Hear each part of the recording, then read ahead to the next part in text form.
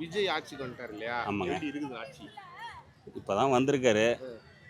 எப்படி சொன்னால் போன ஆட்சியை எதிர்பார்த்தாப்படி ம். போன ஆட்சியில் நடந்தது மாதிரியே தான் இந்த ஆட்சியிலே நடக்குது. அதுதான் கேக்குறேன். ஆனால் என்னன்னா சட்ட ஒழுங்கு சரியில்லை அப்படின்னு சொன்னாப்படி.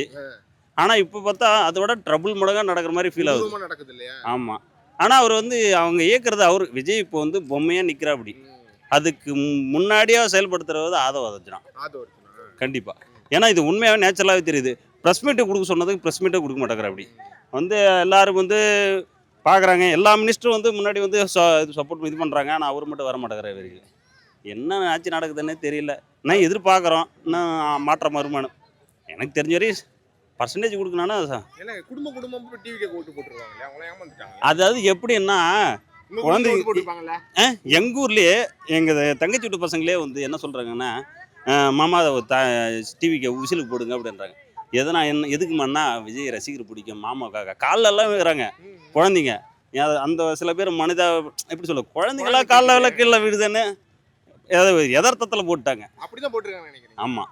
இப்போ நீங்க ஃபர்ஸ்ட் பாத்தீங்கன்னா வந்து விவசாயிகளுக்கு கடன் தள்ளுபடி ஃபுல்லா சொன்னாரு. அது முக்கியமான சொல்லுது. அதாவது என்னன்னா சிறு குறு விவசாய கடைகளுக்கு வந்து 5 ஏக்கருக்குள்ளே இருக்கிறவங்களுக்கு விவசாய கடன் தள்ளுபடின்னு சொன்னாங்க. ஆனால் இப்போ அவங்க என்ன பர்சன்டேஜ் சொல்லியிருக்காங்கன்னா 50,000க்குள்ளே வாங்குறவங்களுக்கு முழு தள்ளுபடியும் 50,000க்கு மேலே வாங்குறவங்களுக்கு அந்த 10% கணக்கில் வயசில் தள்ளுபடி வேணும். இதை வந்து விவசாயிகளை முக்கால்வாசி பேர் ஏமாற்றுக்கூட அந்த ஆட்சியில் தான் இவங்க ஏமாத்துறாங்கன்னு சொன்னால் இந்த ஆட்சியில் மொத்தம் மோசம். எதுக்காக நீ விவசாய கடன் தள்ளுபடி சொல்லாமலே விட்டுருக்கலாமே. அது ஏன் சொல்லி இது நாங்கள் அந்த சொல்கிறத மட்டும் தான் செய்வோன்னு சொல்கிறீங்க. அது என்னத்தை செஞ்சீங்க சொல்லுங்கள். இப்போ நான் எப்படி கேட்குறேன், மாற்றம்னு அப்படின்னு வரும்போது சீமான் வந்து மாற்றம்னு பேசினாங்க. அவங்களுக்கு வாய்ப்பு கொடுத்துருக்கலாம் இல்லையா? அவர் வந்து கண்டிப்பாக அவர் வந்து பேச்சில் கரெக்டாக எப்படி சொல்கிறதுனா பேச்சில் நல்லா அக்யூரேட்டாக பேசுகிற அப்படி. பட் அவங்களுக்கு வந்து மக்கள் வந்து எதிர்பார்க்க மாட்டேங்கிறாங்க. கவர்ச்சியை மட்டுமே எதிர்பார்த்து போயிட்டு இருக்காங்க மக்கள். நாம் வந்து ஒருத்தர் எப்படி சொல்கிறத பேச்சு வாக்கில் பார்த்தோம்னா ஒழுங்காக பேசுகிறவங்கள வந்து நம்ம நாட்டுக்கு அதான் முன்னேற கொண்டு போக மாட்டேங்கிறாங்க. பின்னோக்கி கொண்டு போயிட்டு இருக்காங்க. அதுதான் கொஞ்சம் பிரச்சனை. ஆமாம். விஜய் ஆட்சி உங்களுக்கு சாட்டிஸ்ஃபேக்ஷன் இல்லை? ஆக்சுவலி பார்த்தா இதெல்லாம் worst, very very worst. 50 years back தான் கொண்டு போய் நிற்குமே தவிர கம்பல்சரி மேபி நீங்கள் வேணும் பாருங்கள் 50 இயர்ஸ் பேக் தான் போய் நிற்குமே தவிர ஃப்ரண்ட் ஆஃப்ல வரவே வராது. வாய்ப்பே கிடையாது. நெவர். இல்லை அது நம்ம யாரையும் குற்றம் சொல்கிறதுக்காக இல்லை. இந்த 15 நாளில் அவர் என்ன பண்ணாருன்னு நீங்கள் புரியல எங்களுக்கு. ஏன்னா கையெழுத்து போட்டாரு. அது 3 கையெழுத்து போட்டு என்ன பிரயோஜனம் சொல்லுங்கள். பெண்கள் பாதுகாப்புனாரு. அது 717 கடை மூடுறேன்னு சொல்லி இது பண்ணியிருக்காரு. அது பக்கத்துலேயே அங்கேயே வேற ஒரு கடை நடத்துகிறாங்கல்ல, தனியார் மாதிரி நடத்துகிறாங்கல்ல. ஆமாம், தனியார் பாருக்கு நடத்துகிறாங்கல்ல. அப்போ அது மூடி என்ன பிரயோஜனம்? விவசாய கடன் தள்ளுபடினாரு. அதையும் கொஞ்சம் தான் பண்ணியிருக்காரு, முழுசாக பண்ணல. நீங்க குளத்தூர் இல்லை புழல். உங்களுக்கு கரண்ட் இருக்கான ஏரியால? இல்லை, கரண்ட் இல்லை. அப்பப்போ கட் ஆகிடும். அது கஷ்டமா இருக்கானே. கஷ்டமாக இருக்குன்னா என்ன, இப்போ சின்ன பிள்ளைங்களை வச்சு நம்ம எதுவும் பண்ண முடியாது. பெரியவங்க எதுவும் பண்ணிக்கலாம். சின்ன குழந்தை பிறந்திருக்கிறவங்களெல்லாம் என்ன பண்ண முடியும்? மக்கள் வருத்தப்படுவாங்க நினைக்கிறீங்க? நிறைய இருக்குது. அது நம்ம வந்து வெளிப்படையாக சொல்லணும். தமிழ்நாட்டில் அதிகமாக மாதவரம் தொகுதியில் தான் ஜெயிச்சாங்க. ஆமாம். அதிக ஓட்டு வித்தியாசத்தில் டிவிக்கு ஜெயிச்சது. ஆமாம். அந்த மக்கள் வருத்தப்படுறாங்கன்னு நினைக்கிறீங்களா? இப்போ அது வந்து நம்ம எப்படி சொல்கிறதுன்னு தெரியல. அதாவது ரசிப்பை பார்த்து செய்துட்டு தான் அது ஒரு ஆக்டிங். அதை வச்சு பண்ணிட்டாங்களே தவிர அவருக்கு இது தெரியும் அப்படின்ட்டு தெரியல. யாருக்குமே தெரியல, உண்மையிலே தெரியல. சின்ன பிள்ளைங்கள்லாம் என்ன தெரியும், அவர் ரசிக்க கேட்டாங்களா வீட்டில் விஜய் கோல்டு போட்டு சொல்லி? நாங்கள் அதில் இருக்கிற என் பேர் கலைஞர் பேர் தான். கண்டிப்பாக எனக்கு தெரிஞ்ச புத்தி தெரிஞ்ச நாள்லேருந்து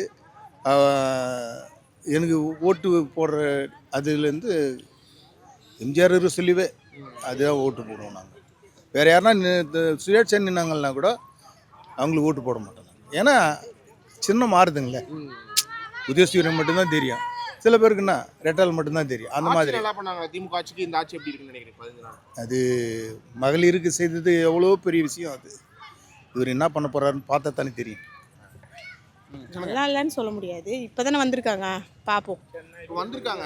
இப்போ 15 நாள் நடந்த குற்றங்களுக்குலாம் அப்போ அரசு பதிலளிக்காதா? அவங்க ஏற்றுக்க மாட்டாங்களா? கண்டிப்பாக கொடுக்கணும்.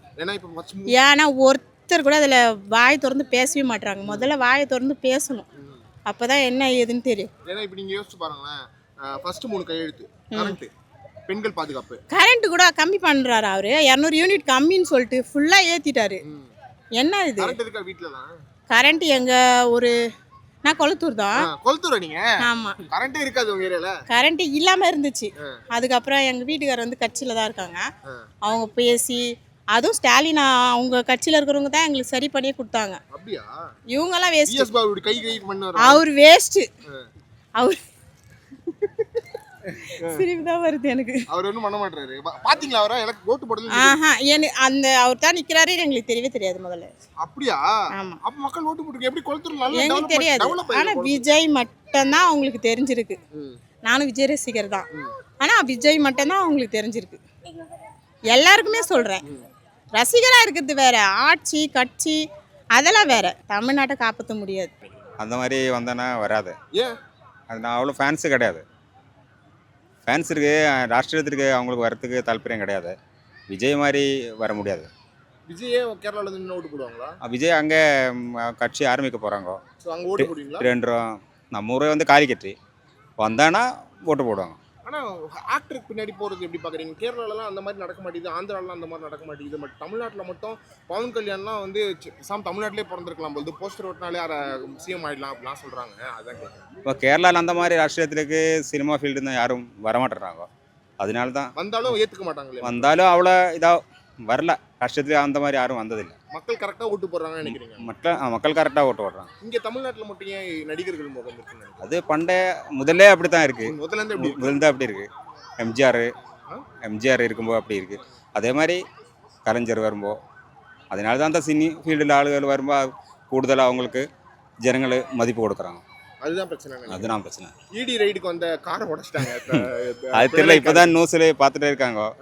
என்னன்னு தெரியல. இனி ரூம் போய் பார்த்தா தான் தெரியும் என்ன. ஓகே.